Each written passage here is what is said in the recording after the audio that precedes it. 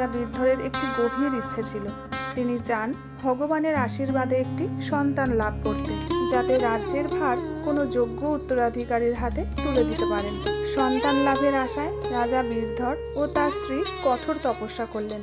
ভগবান শিব তাদের তপস্যায় সন্তুষ্ট হয়ে সন্তান লাভের বর দিলেন। কিন্তু যখন সেই সন্তান ভূমিষ্ঠ হলো, দেখা গেল সেই সন্তান শারীরিকভাবে দুর্বল, তার হাড়গুলো ভঙ্গুর, দেহে বল নেই এবং সে জন্ম থেকেই শারীরিকভাবে অক্ষম।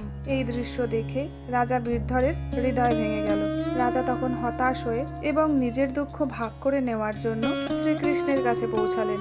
রাজা বিনম্রভাবে বললেন, হে প্রভু, আমি এত তপস্যা করেছি, যজ্ঞ করেছি, তবুও আমার সন্তান অক্ষম জন্ম নিল।